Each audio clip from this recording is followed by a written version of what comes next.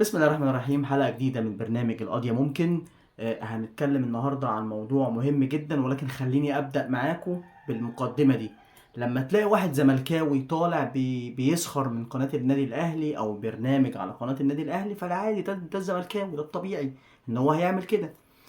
زي ما اتكلمنا في الحلقة اللي فاتت عن واحد زملكاوي شغلته أو شغله الشاغل التقليل من النادي الأهلي والسخرية من النادي الأهلي، وبيقلل من أي إنجاز بيعمله النادي الأهلي، ودايما شايف النادي الأهلي لأ، ده اللي بيعمله ده عادي، أنا أقدر أعمله وأعمل أكتر منه، واللي بيعمله ده عادي، والأهلي مسنود، والأهلي الدولة بتخدمه، والأهلي مش عارفة إيه، والإشاعات والأونطة اللي أنتوا عارفينها من اللي معروفة عن الزملكاوية.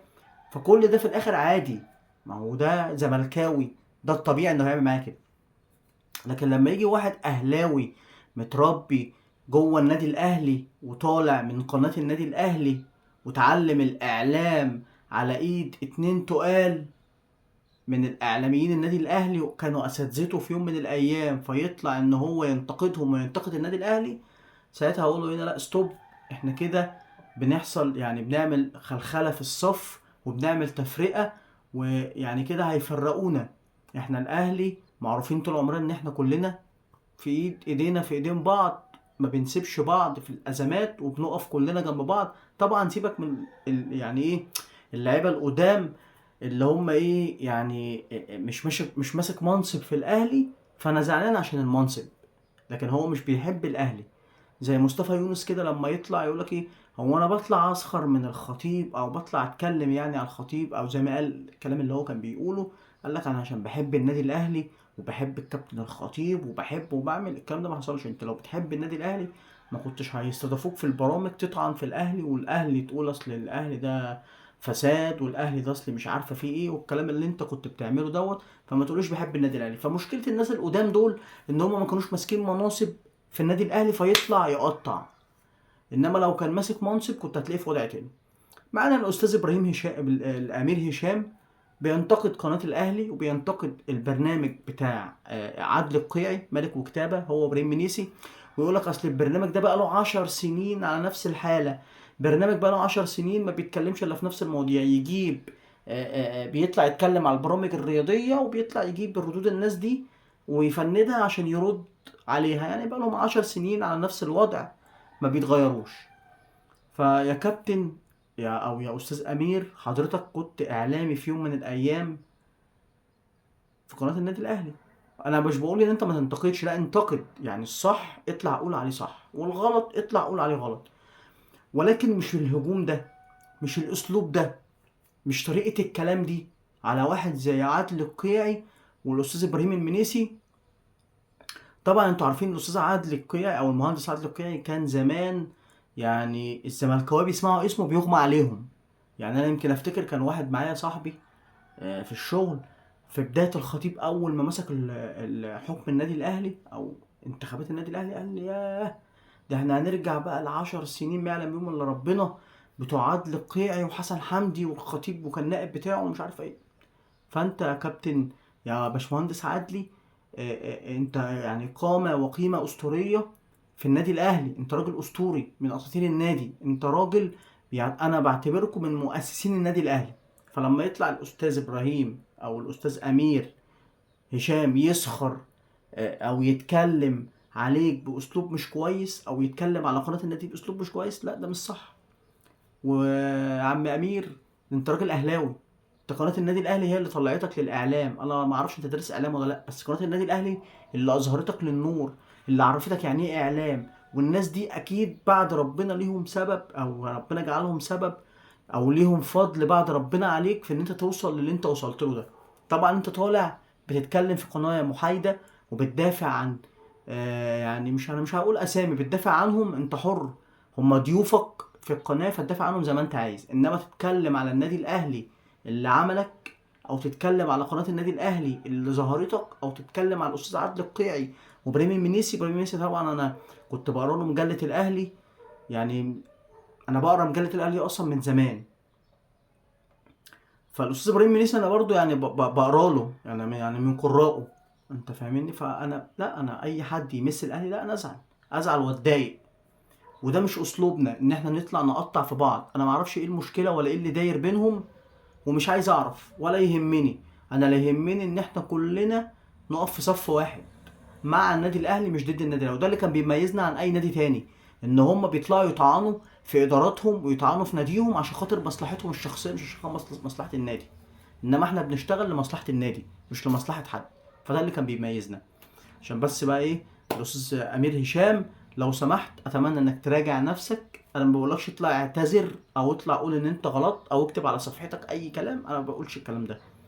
انت يعني بتقول ان هم كانوا بيتكلموا عليك، انا ما اعرفش هم بيتكلموا عليك ولا لا، او يقصدوك انت ولا لا، ولكن ما تتكلمش على النادي الاهلي او على الاستاذ ابراهيم عادل القيعي او الاستاذ ابراهيم المنيسي. يعني يا اخي اعتبر حتى الناس دي كانت، يعني هنقوله بالبلدي، الناس دي ربوك في القناه. الناس دي في يوم من الايام قالوا لك كلمه كويسه او علموك حاجه كويسه. فما فيش داعي للكلام ده. احنا لازم كلنا نبقى على قلب رجل واحد. خلينا نخش على الموضوع اللي بعده، موضوع زيزو.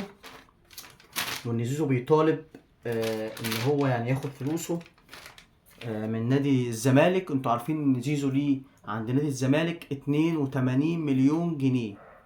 82 مليون جنيه. نادي الزمالك فضل ليل نهار يحارب زيزو عشان ما يروحش يلعب في كاس العالم، وعشان خاطر يخصم من المستحقات بتاعته. فالراجل قال لك الكاس مره اتاجل مش عارفه اليوم 20 وما كانت اتاجل ليوم 5. كل ده عشان يحرموا زيزو انه يروح مع الاهلي. طبعا قال لك اصل عقده هينتهي مش عارفه كام 7 وهينتهي كام 8، والكلام كان كله زرط وهبد زملكاوي زي ما انتوا عارفين ملوش اي لازمه. وكل ده كان الهدف ان هو زيزو ما يروحش يلعب كاس العالم مع النادي الاهلي. وزيزو راح ورجع وفضلهم الشكاوى والاشاعات اللي كانوا كل يوم يطلعوها عليه هتطلع عليهم. اهو زيزو دلوقتي بيطالب بعد خطاب رسمي لاتحاد الكوره بيطالب فيه ب 82 مليون جنيه مستحقاته. الراجل ليه فلوس في نادي الزمالك عايز ياخدها، ده حقه. الراجل ليه فلوس في نادي الزمالك عايز ياخدها، ده حقه، محدش يقدر يتكلم. هيجيب لكم ايقاف كيد.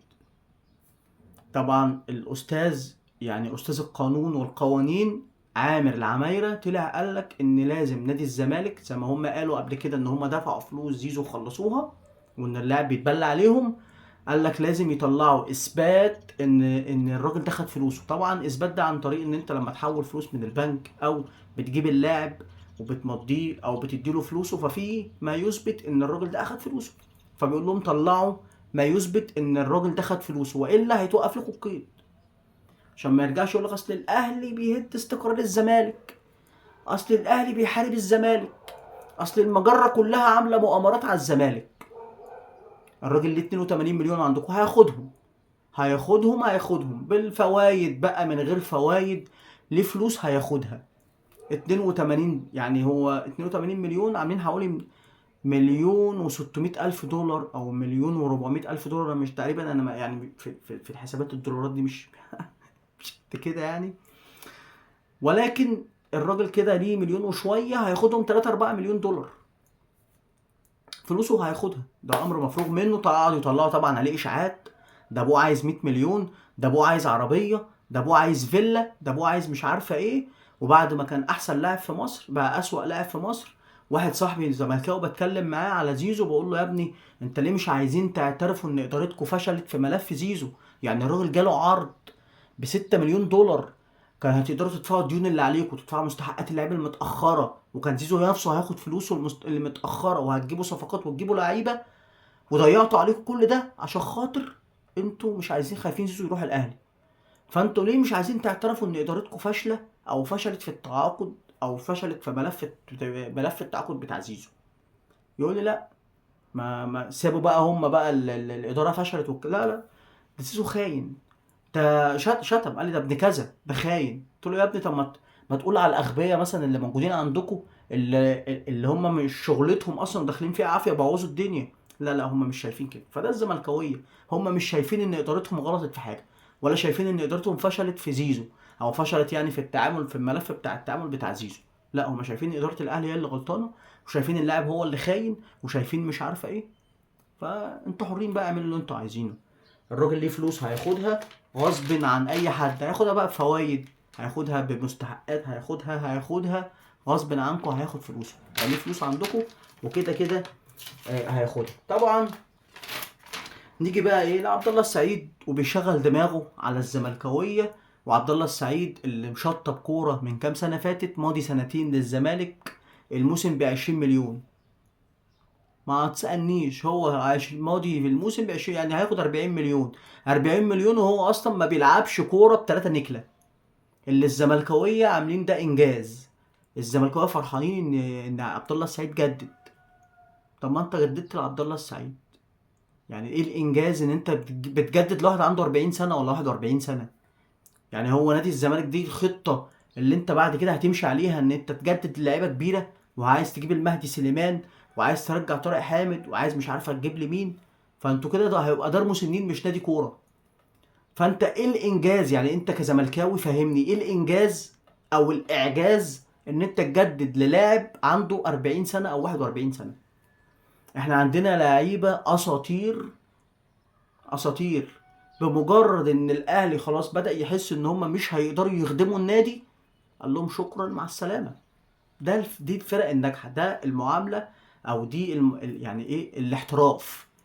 مش اللي هو انا عندي لاعب عنده 40 سنة فبجدد له، انت هتستفيد منه ايه؟ ده 40 سنة ده يعني ده لو حد خبطه اصلا ممكن يقعد في البيت السنتين. شكرا، مش هتاخد منه ولا مليم. ممكن يجيله اصابة او تجيله صليبي، شكرا انت تصرف عليه وده غير مستحقاته. انت فاهمني؟ هيلعب هيبقى واخد، يعني انا مش فاهم بصراحه. انتوا جايبين انتوا كاداره نادي زمالك ازاي بتفكروا ان انتوا تجددوا اللاعب او تتعاقدوا مع لاعب عنده 40 سنه؟ انا حد يفهمها لي ايه وجه الاستفاده عشان تكيدوا في الاهلي او في جماهير الاهلي؟ انتوا الخسرانين وترجعوا تقولوا اصل الاهلي هو اللي بيحاربكم. ما هو انتوا اهو، ده تشغيل دماغ. الراجل شغل دماغه عليكم واكلكم بالاونطه، خليته جدد سنتين. فانت انا عايز اشوف بقى عبد الله السلام الموسم الجاي، واحد عنده 40 سنه ولا 41 سنه. انا مش فاهم هو بيعمل ايه ولا هيعمل ايه، ولا هم كنادي الزمالك استفيد منه بايه؟ طب فين الصفقات اللي انت جبتها؟ ما هو مش هيلعب لوحده، ده هو اصلا يعني مش هيقدر يجري ولا يديك المجهود اللي انت مستنيه. فعبد الله السعيد يشغل دماغه على الزملكاويه وهم اكلوا او لبسوا السلطانيه. طبعا هنتكلم في الموضوع برضو تاني على السريع بسرعه. وسام ابو علي جاي له عرض مش عارفه منين ب8، جاي له عرض منين ب5. انا شايف وجهه نظري مشوه. الراجل عايز يمشي، مش عايز يكمل مع الاهلي، مع السلامه. احنا ما حدش بيلي ودراعنا. الاهلي جابك من بره، نجمك وعملك نجم وعملك. فانت خلاص بقى شفت نفسك على الاهلي. انا جاي لي عروض من هنا، انا جاي لي عروض من هنا. انتوا كاداره نادي اهلي قولوا له مع السلامه، شكرا، خد يا عم مثلا بقيه فلوسك، او ليك لو ليك فلوس، او العقد مثلا اللي انتوا اللي هيتباع بيه لاي فريق، وقولوا له مع السلامه شكرا منك، احنا هنجيب غيرك، احنا مش هنقف عليك. عشان بس نقفل قصه وسام ابو علي اللي كل شويه اصل وسام قال، اصل وسام عاد. طب هم مدينه مهله يرد عليهم، لا يكمل لا اما هيتباع ويمشي. وانا مش عايزه يكمل.